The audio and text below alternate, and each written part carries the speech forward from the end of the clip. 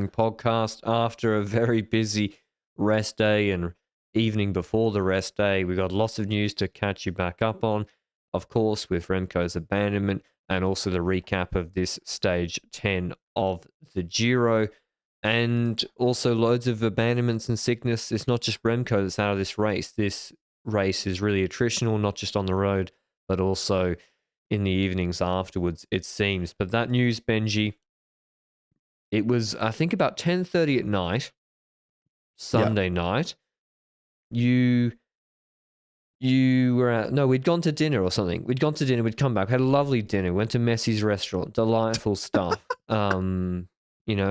Burrata, what else? Some tartar, beautiful. Come back, I'm a little bit snoozy. I see an image of a Quick Step announcement, and I immediately think it's like one of those NBA accounts. I thought it was a fake account because it's so weird at 10:30, but it was real. Remco Evenepoel, Quick Step announced on Twitter after he'd won the time trial, out of the race with COVID. It explains a lot. We were searching for answers on that TT pod. This explains a lot.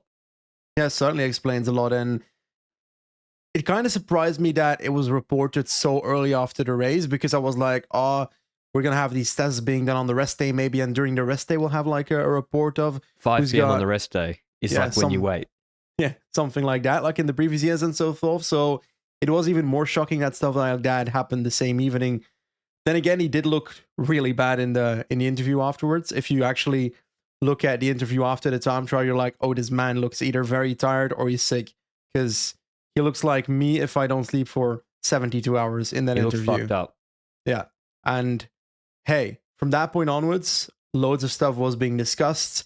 And initial reports by Quickstep were saying that it was found out during a routine test. But recently, we've heard from their doctor, their team doctor at the Giro, that it's not in a routine test, that the doctor was basically like, oh, he looks pretty bad. I'm going to test him beforehand because we got to be sure of this, which also explains why it was so early, because your routine test probably doesn't happen directly after the time trial.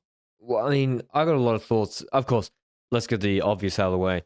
Remco positive for COVID. He's also sick. Yeah. Has to abandon. Yeah. No discussion.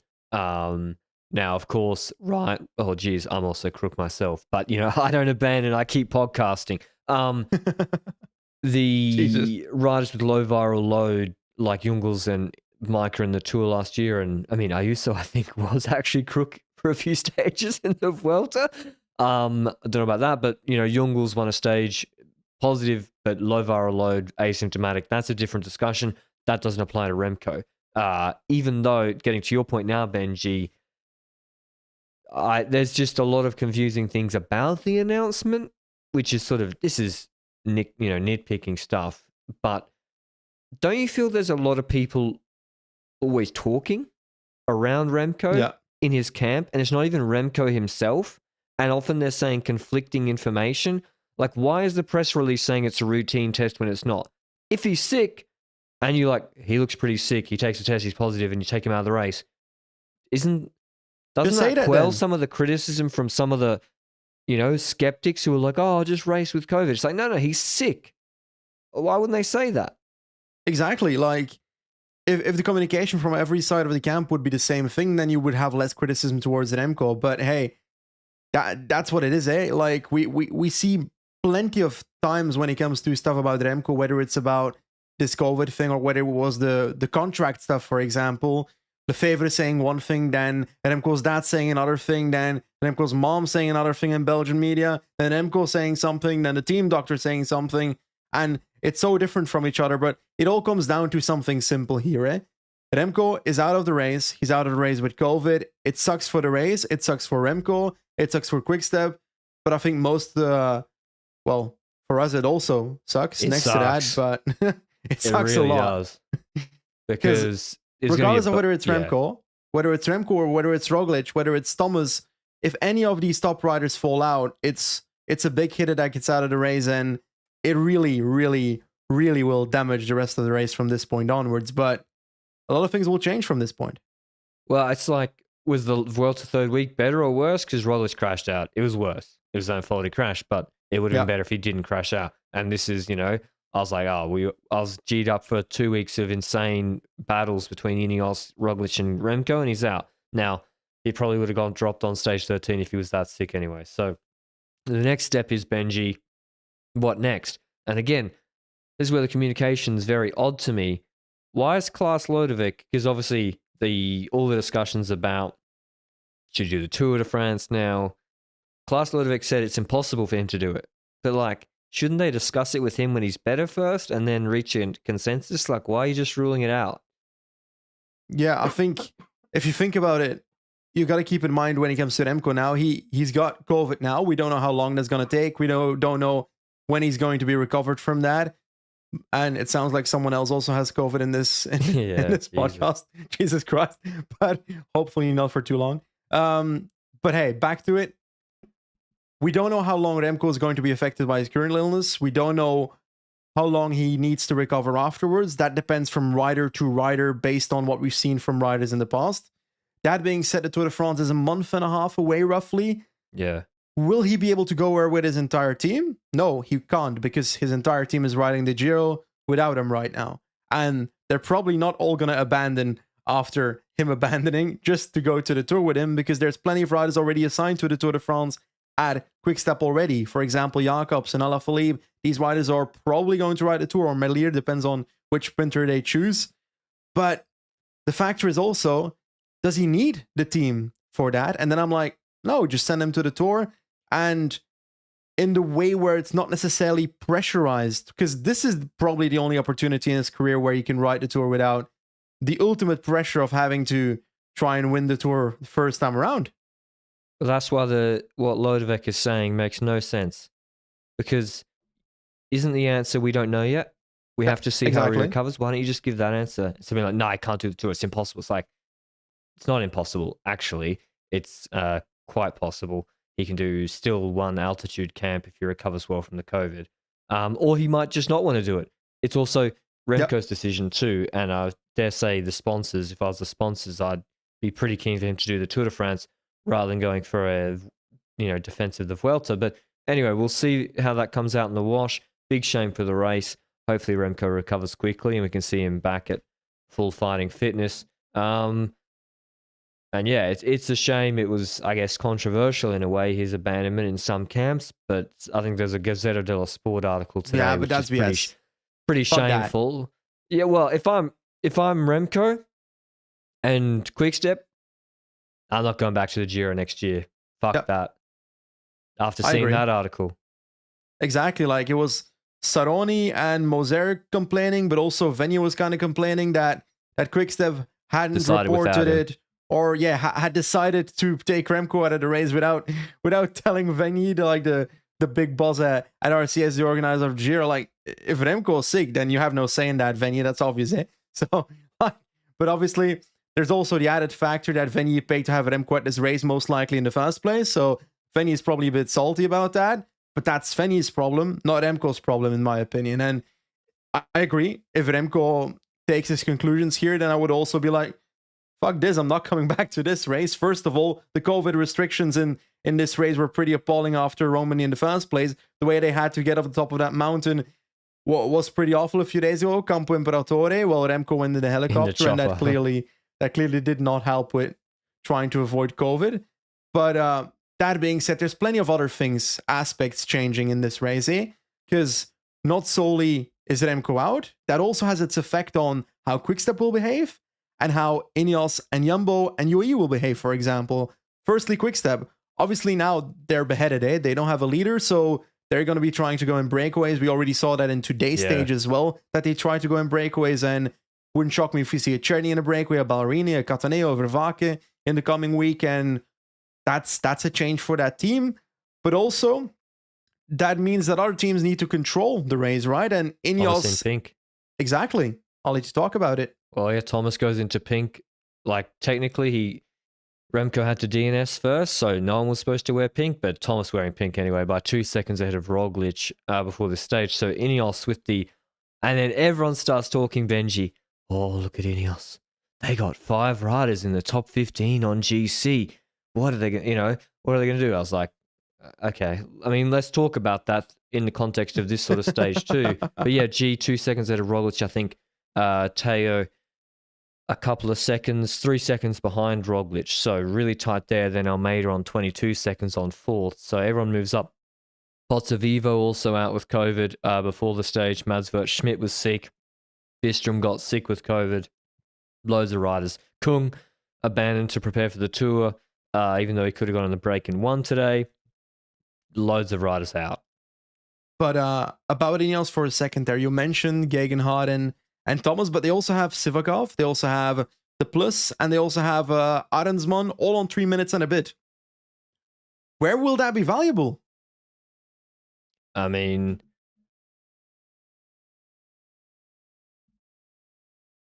would you, if you don't use it, then it's just a theoretical advantage. Like the Plus, for example, he's staying really close on GC, De Plus, but if you don't use De Plus in a break before stage 13, he's just going to lose like 3 minutes if you use him as a domestique. So I don't really see the advantage of the Arensman, Sivakov, De Plus close in GC theory unless they use it in some way this week.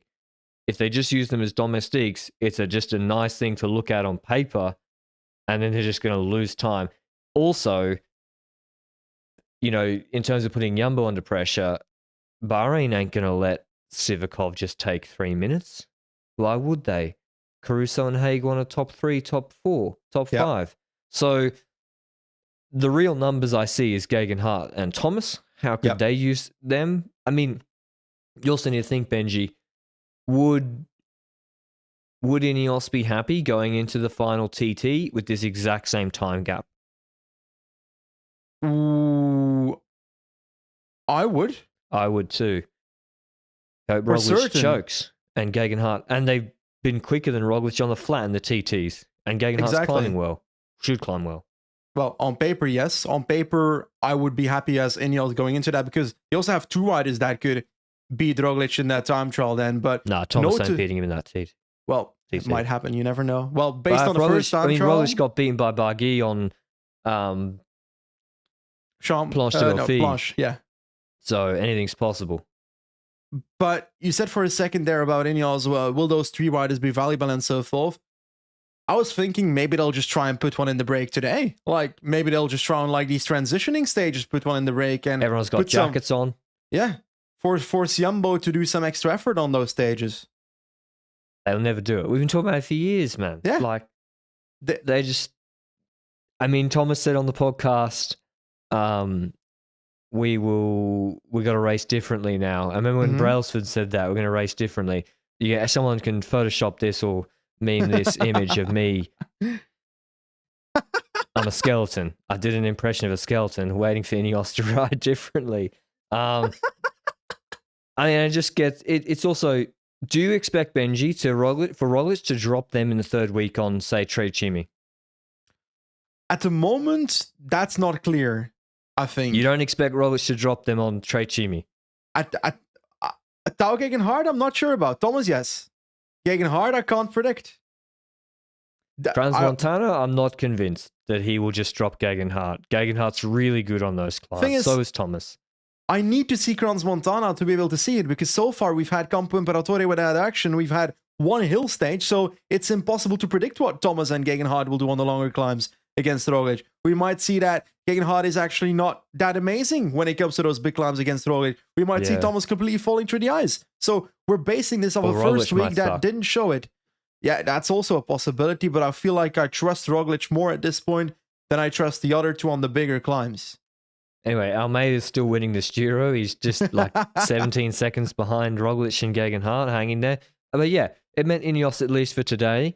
Would they give the jersey? No, they can't give the jersey away. But how would they control? Would they try and be aggressive with those 3 guys close on GC? Because otherwise, why did you have them do the TT full gas? Would be my question, and keep themselves in GC this whole time. Anyway, we got to discuss it in the context of this stage because that actually comes up. Because this stage 10, doesn't look like too much. It looks like a copy-paste of stage 5. 197 Ks, climbing in the first 100 Ks, a lot of climbing too, like 2,500 meters, just about of climbing in the first half of the stage, including some steeper sections.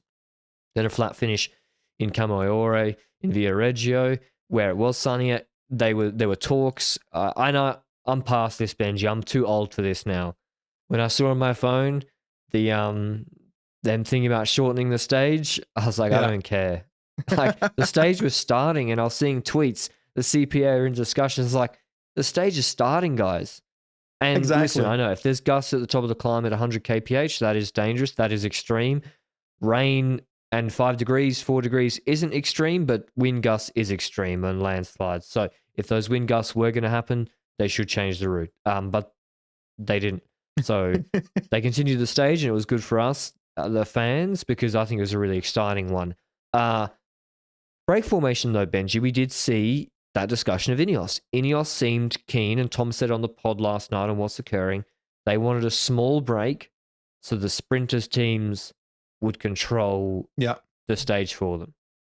It was a smaller break that formed, but it had some strong riders, but it formed in bits and pieces, because you got to keep in mind, like you said, this is kind of a copy-paste on stage 5, where we have uphill for the first half of the stage, but not like a big mountain, like hill, then another hill, then another hill, and gradually the altitude rises towards the middle of the stage. And that shows with riders trying to get in the breakaway, but Quickstep was very active trying to get in the breakaway, as we predicted, because you'd expect to see that.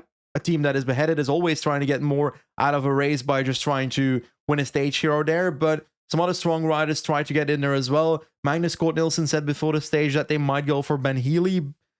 Magnus Cort was tipped by a lot of people as the potential winner of today's stage, though, and we saw him getting in the breakaway together with Derek G, De Marchi, Davide Baez, and eventually Quickstep riders, but those Quickstep riders eventually got dropped as well, so we ended up with 4 break riders. Cort Nielsen, G, De Marchi, and Baez. And Baez is that guy that won on Campo Imperatore and is now in the KOM jersey, so he was probably going to want to try and get some KOM jersey points as well, but this was odd. First of all, Magnus Cort Nielsen, I swear he was bridging to the breakaway, and I was like, he's won the stage, this race is over. Then it looked like he was having a chasse patate, and then he did come to the break. I don't know where he got there exactly, but they worked pretty hard to keep him behind, which I think was the right thing to do from the other 2 riders. Weiss, actually really impressive. He got across. Seb Berwick had diamonds in the legs on the climb today, just wasn't long enough. He nearly got in the break, my boy from Israel. The interesting part of this break formation was Ineos are trying to block doing what G said. I don't think it's necessarily the wrong thing to do. Break goes, Trek and Movistar and everyone pace all day for you, no problem, day off. I think not a bad idea. But they were really aggressive in defending it to the point where Larry Warbass tried to bridge. And Verona was sitting on his wheel, not relaying. I was like, why are you not relaying, Carlos? Yeah. Like, shouldn't you be trying to get in the break? Geoghegan Hart goes with them. And this is the rain jacket thing. No one knows it's Geoghegan Hart initially. And he's suddenly in a counter move with Warbass and Verona. Neither are pulling. Geoghegan Hart's just sitting on it, trying to neutralize it. Yeah. I would question the point of the Plus Sivakov and co. if Geoghegan Hart's having to do it. But and then Hessman reacts from the bunch behind for Jumbo. And I'm like, well, that's not going to do too much because you can sit on, but you're not a GC rider. So you're not really bringing Geoghegan Hart back. You should probably bring the group back. And then it all just stops with when Warbass is like, I'm going nowhere. So Verona's, what he was doing quickly became clear because instead of going in the break himself, Movistar decided to chase all day for Gaviria, which it's a big imposition to put on yourself and on your team. I would rather just get Verona in the break. If the break goes, he's got a chance. If it's a sprint, Gaviria's got a chance. Kind of like Jayco. Yeah, exactly. Kind of like the Marquis Matthews vibe. The same way that we saw the Marquis and Matthews in previous stage. And once again in this breakaway, because the Marquis is in the break while Matthews is behind. And those actions indeed happened. But I feel like the breakaway formation kind of stopped for a bit. And then we heard bad news after bad news once again. Like you said, plenty of riders out of the race before we started, which was Ron, Bistrom, Remco, Tarame, Scottson, Wood Schmidt, Kung and Riesebeek, but during the stage, people dropped out of it as well. Alexander Vlasov was suddenly off the back. Gone. Great time trial on stage 9. Sick, out of the race, completely gone. Dusveld, who crashed earlier this Giro and got hit by a car before the Giro, out of the race for DSM, I'm pretty sure at this point. Yeah. Patili out, probably with COVID, because I've been hearing rumors that half of Intermarché has COVID, so I guess Patili is one of those next victims there. And then we get to the phase where we're reaching the top of the climb, and first of all, Movistar was indeed pacing. You're right, Fernando Gaviria, their boss, whatever. Everybody was getting cold, eh? Because Fernando Gaviria puts so on... cold. Like, how cold was it at the top? It's like, you gotta It would keep have in felt mind. less than 0. Yeah, because the feeling, because of the wind, is probably 5 degrees lower than it actually is, eh? Yeah, and rain. So it's not like 5 degrees and sunny is actually quite pleasant to ride in my opinion. But maybe I'm a little bit, not maybe, I'm a little bit fatter than most World Tour pros, so maybe it is nicer for me. But 5 degrees and sunny is very different to 3 degrees, 50 kph winds, rain. And all day, the whole day it's raining. And so that's why I think I don't think it's a coincidence that that shorten this stage discussions started happening with all the sickness. I think the sickness, RCS like come to the table because they're like, actually, we don't want every rider to get sick and abandon the race, even if we do want them to honor the race. Yeah. But yeah, everyone looks freezing. And you don't know if guys are dropping or going back to the car to get a jacket. And Gaviria didn't have gloves for a lot of the climb. Anyway, he goes back to get a jacket at some point before the top of the climb. Yeah. The break is nearly at 5 minutes. DSM are pacing, I think, for Meyerhofer, not Dainese. They're pacing pretty hard, though. Ineos start pacing to be in front, and like they did the other day, not the last 500 meters. They start pacing pretty early and hard. And Gaviria, on the way back from getting the jacket change with his team, crashes. So Movistar have done the whole hour and a half climb, brake control. He crashes. He couldn't feel his hands, I don't think, probably. Yeah. And they're done. So that sucks for them. It does suck for Gaviria. You know, he might have won the stage. I wouldn't have done it that way, but he still might have won the stage. He is fast. Straight finish, though. And now this descent, Benji, it kicks off. It all kicks off on the descent. Yeah, it does, but kind of in 2 steps, because first of all, you see Ineos getting to the front for safety, is what I'm guessing, keeping the team at the front. But then Bahrain shoots past, and they do that off camera, as far as I know. Milan, Caruso, Pasqualon are suddenly ahead with Sivakov. And the gap is not like 3 seconds. It starts growing to like 40 seconds reportedly, which I'm not sure it was 40 seconds, but that's a massive move, right? Yeah. And Milan was dropped on the climb. He came back, went past the whole peloton, and then attacked. And Caruso's there too. So we've got 2 GC riders going through puberty for the second time. 2 GC riders, both in the top 10. Caruso's podiumed the Giro in the last 2 years. Yeah. In a move on a wet descent. The problem is for them, it's 75 Ks of flat to the finish. There is a 2.5K, 8% climb straight after the descent. And also, I thought Bahrain were going for Milan in the sprint, and he's pacing the descent. But also, Pasqualon's there, the lead-out man. So, I love the cojones. I love the attack. It probably was never going anywhere. But, you've kept Sivakov in GC for over a week. Yeah. And listen, I don't know that he was called back. I know Milan had a problem or crashed. He might have been backed off the break. Just kind of moved by Milan, in which case ignore this, but Ineos got to look to Jumbo, right? If Sivakov's up, isn't this why he's up there on GC? I agree. I think so as well. Because, like, if Sivakov's on 3 minutes, then you start thinking, oh, where's Caruso? Was a danger there? He's closer, obviously. He's closer in GC. He's on a minute and a half. But if you're Ineos, you got to have the confidence that your other leaders can still beat Caruso in the rest of this race. And it's not going to the finish anyway. Exactly. So you got to try and put some pressure on Jumbo, try and get them to lose some domestiques. Or, well, UAE is going to have some different troubles in about a minute or two in this descent. So I didn't expect him to do it after what happens afterwards. But when it comes to Ineos, I would have expected Sivakov to stay up there unless he indeed just backed off or was backed off. Whether it's ascending was the reason or whether the team called him back. We don't know, eh? So No, we're kind I of don't know. speculating here. But I think he was caught up with the Milan issue, so it doesn't Possibly. really apply. And it would have been interesting to see what had happened. That's a moot point. Vine unfortunately crashes in the descent with Will Barter. I think they go pretty hard into a wall, yeah, and that would have taken a long time, I believe, to get a bike change. Barter's bike was completely done. And so now Almeida's ahead, Vine is behind. He's already on 3 minutes in GC. Almeida's on, oh no, he's less than 3 minutes. He was 3 minutes on Remco. But Almeida's much closer on GC. We don't see him for a long time. Ineos, Sivakov comes back. Aronsman paces the little climb really, really hard. Like really hard, actually. The group was very small at the end of the little climb and brings back Caruso, Milan, and Pascal on. All this shenanigans has brought the breakaway down to like 2 minutes 30 with 65 Ks to go as a consequence of, to steal your phrase, as a consequence of Bahrain doing all this. Vine, though, has got the team behind him and they're losing loads of time.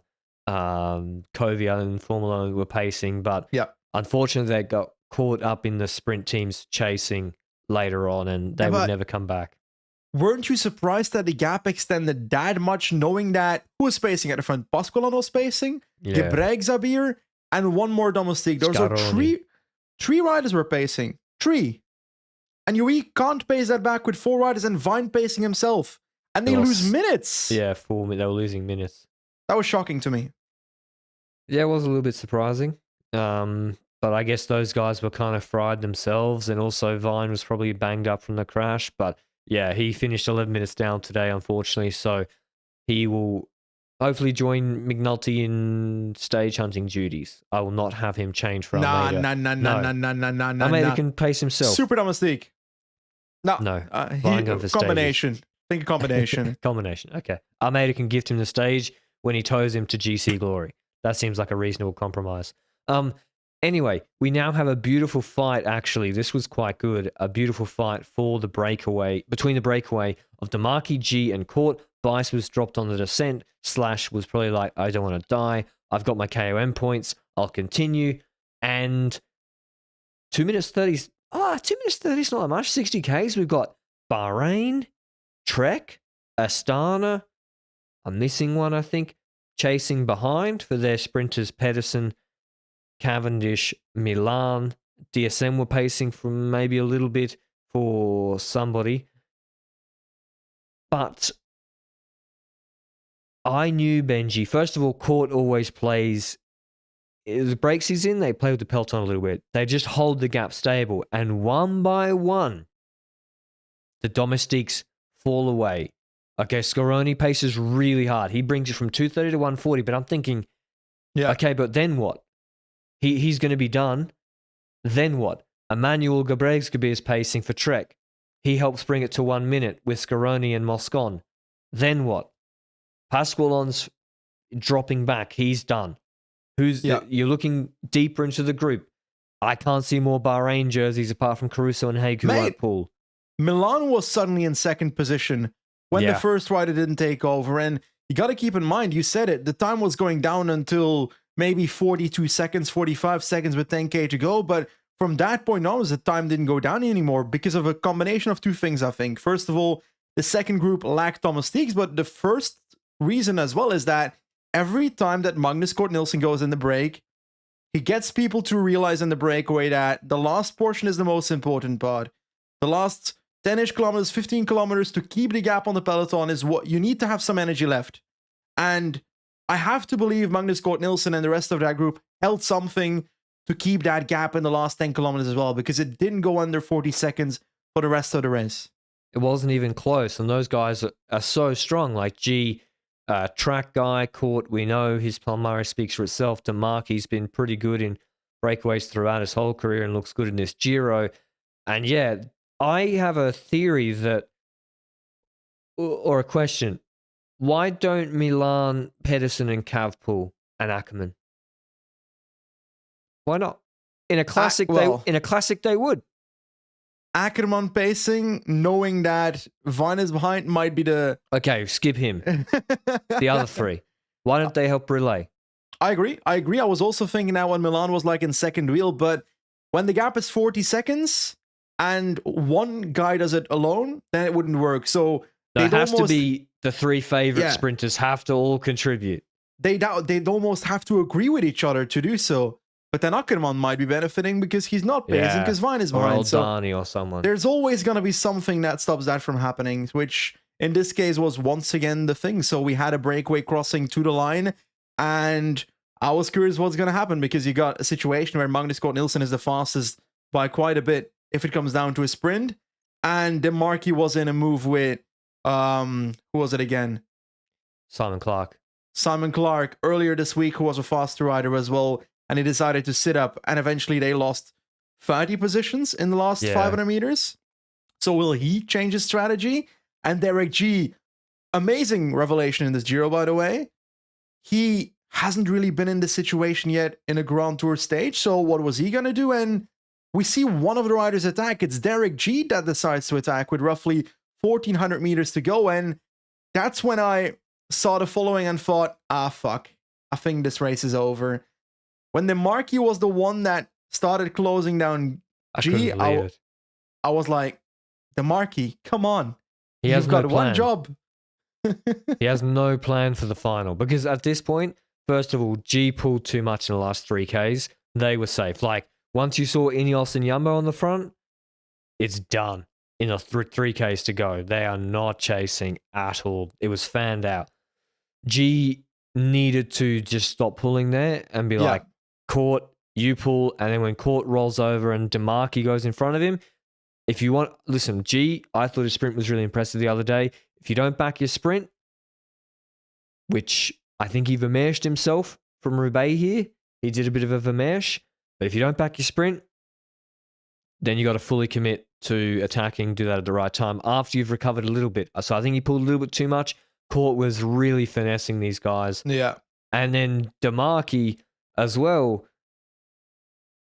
when G attacks, really strong attack, by the way, with 1,200 meters to go, isn't that the best thing ever?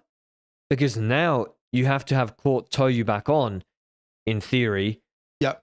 And then that's your one chance to actually go, because there's no climb, anything else. That's the only chance you have where Cort's closed G, G's tired, you might get a gap with momentum from Cort's wheel. Instead, he pulls full gas, brings Cort closer to G, Cort flicks him, and gets to G's wheel. G keeps pulling for a bit, is going to lead out Cort.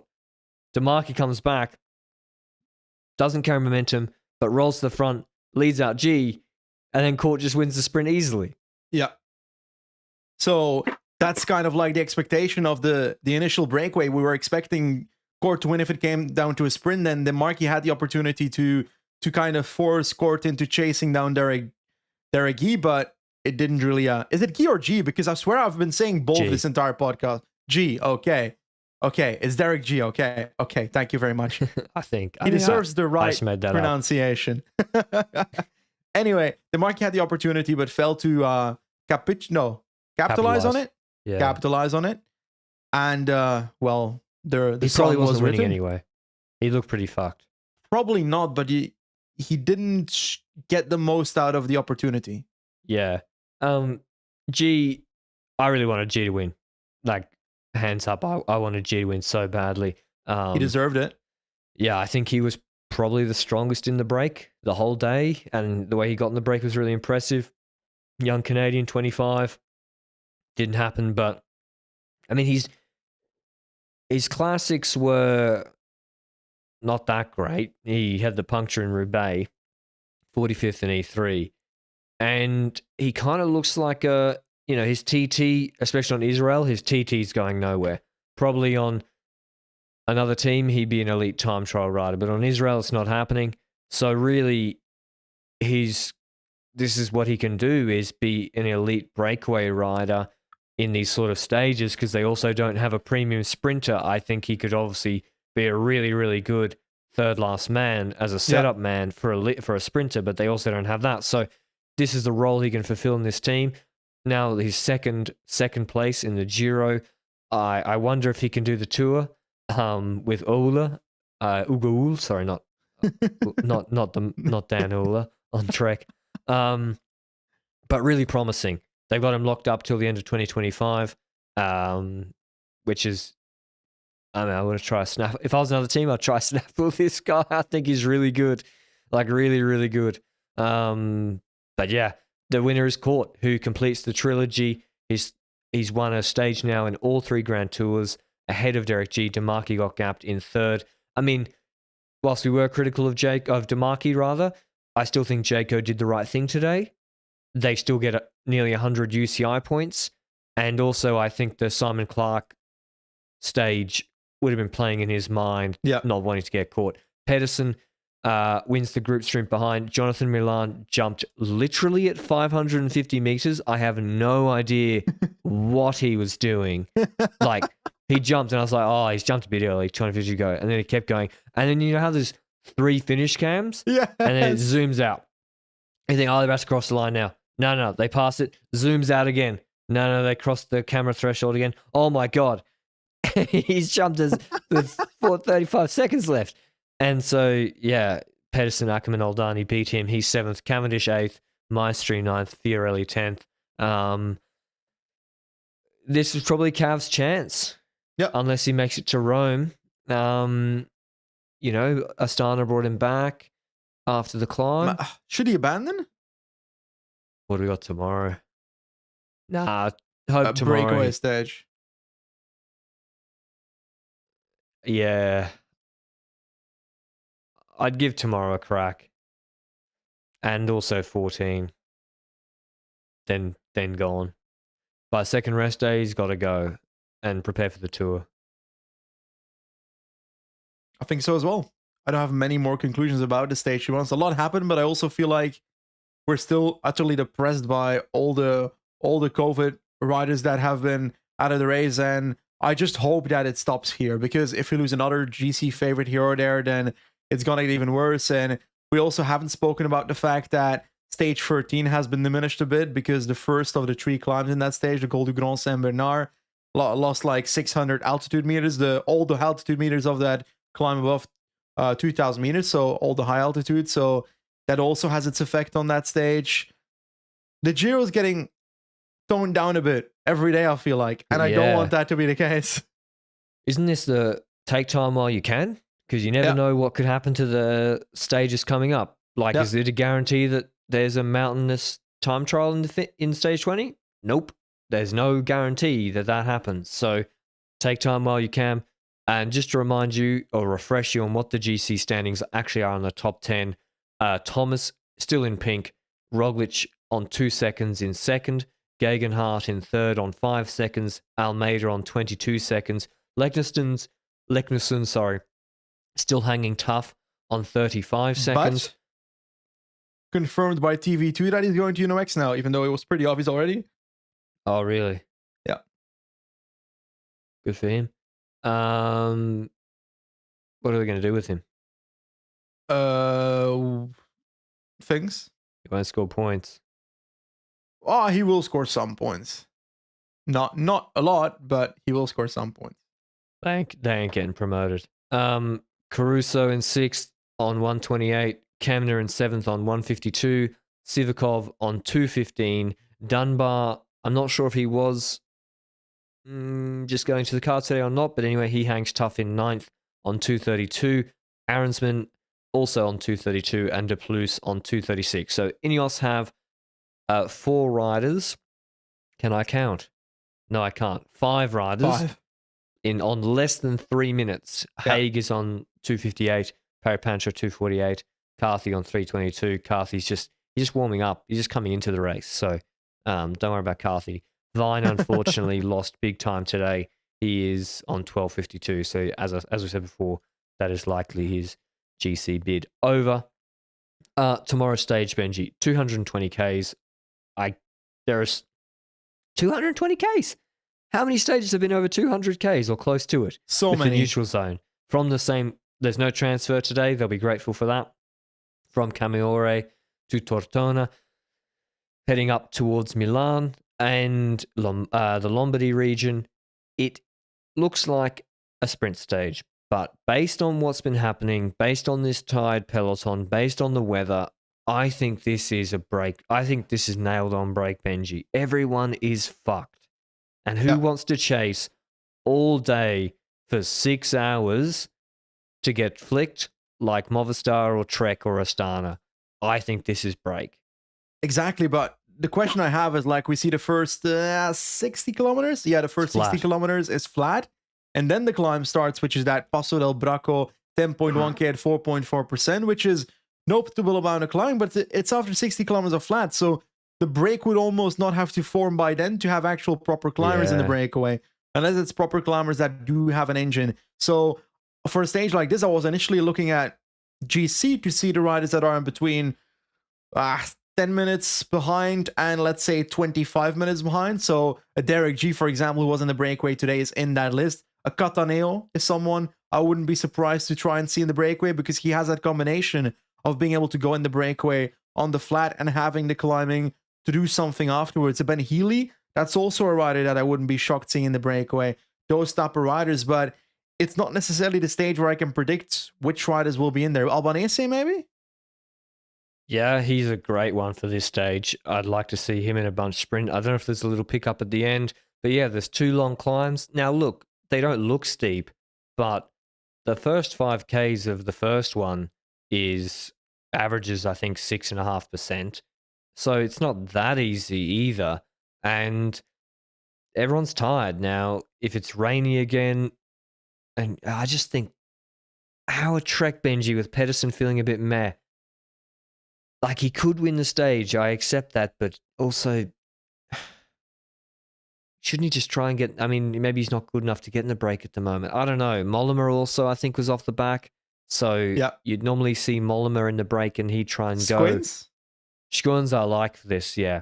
I like Schoens for this. I just think it's so much to ask of your team to chase all day. Unless you have help from multiple teams, but Alpecin won't help. They got 5 riders and Groves is crook. So I think Oldani just gets in the breakaway, or should get in the breakaway. Jaco, Bling, I don't think was... I think he got dropped, did he? Probably. Yeah, he's on 23 minutes today, so he either got dropped, had a crash, or some issue. Or he's sick like half the peloton. I mean, so I think DeMarchi might go again tomorrow, or Filippo Zana. McNulty even can go on the climb. I think it's break. Court again, Healy. What do you think? Yeah, I think it's nailed on break as well. Like, there's always the opportunity that something weird happens and it's not break, but I feel like the climbs are also hard enough for... I don't know, actually. The profile looks harder than it is. It's still only 4% these climbs, eh? Are we overrating the climbs? No. I think the peloton is so tired. I know it's 4.5%, but the last 2Ks of the last one is 6.6%. I think Vine should go on the break. Actually, I think that's a... He can drop everyone. He can drop guys in the break on that 2K, 6% of the last climb. Hopefully have someone else in the group, a Ulysses or whoever. I think he should really go hard for the break tomorrow to pick up the morale, and McNulty and everybody really. Because, yeah, it's a flat finish, but you can still make moves on that Passo del Castagnola, 50Ks, 45Ks from the finish, and there's other little pickups along the way too. So, who you got? If you're Ineos and you see these kind of stage and you know that a lot of riders will try to go in the breakaway, wouldn't you try to go in the breakaway with like a De Plus or something to force Jumbo into chasing a larger breakaway with a rider in it? I think the only problem is that Jumbo might not be able to... Ineos might not be able to get in the breakaway in the first place. Yeah, like will Bahrain stop them getting in because of Caruso GC position? Or yeah, Jumbo will stop them. But then let's think about this as well. Lawrence De Plus takes 4 minutes. The break wins by 4 minutes. He goes into the Maglia Rosa ahead of Thomas and Roglic and Teo by 2 minutes. Now what do you do if you're Ineos? Well, is that a situation where Jumbo basically forces Ineos into playing ultra defensive? Well, it's like a McNulty pays Vasco 2021 situation on stage 6. Does Poggi wait for McNulty? He did. Here they won't wait on the Plus, my man, but So what's the point? I think it would actually be a bad thing for Ineos, because Yeah. it would basically put them in a defensive position until Jumbo Visma attacks them. It would basically take away De Plus as a domestique, sacrificing himself until he lost the time. Yeah. So that's why this numbers stuff, I think, is overplayed, except for Gegenhardt and Thomas. Yeah. Is important. The other three, unless they somehow got in like a 30-man break and he took 12 minutes or something, then, yeah. And also, if Jumbo's team is terrible, there might not be a bluff to call. And then Bahrain and UAE pace anyway. So I agree, though. Like, I mean, who else is getting the break? Vavaka, Cherney will get in the break. Quickstep will get in the break. I'm going to go with Derek G to win the stage. Ooh la la, 2 days in a row in the breakaway. Yep. And he's going to win. Come on, Derek. From the breakaway. Do it again. Very possible. I don't know. On one end, I kind of feel like this might be the stage where Kovi decides that he's Superman and goes in the breakaway. He lost 5 minutes to Scaroni today. Yeah, but an entire train of UAE did. Yeah. I don't know, man. I'll go with Patrick Conrad. Is he in this race? He is, and kind of looks like that stage he won in the Tour at some point. But yeah, I want to go for, what's the dude that I named earlier? Cataneo. Oh, that's not a bad pick. I do like Quicks. Yeah, that's not a bad shout. I think with what's his name, Vlasov abandoning the race. Yeah, it isn't that hard. With Vlasov abandoning, I think Bora got to go for the break too. So Conrad and Jungels. I know Leonard is in seventh, but they got to get Jungels or Conrad in the break. Anyway, that's all from us. The riders are very, very tired. It's an attritional Giro. We're maintaining our voices too. We're trying very badly. Yeah, it's attritional We're both on us. Sick. Yeah, I mean, yeah, exactly. The stress of being around me, Benji. Anyway, we look forward to giving you the recap of Stage 11 tomorrow. Until then, ciao.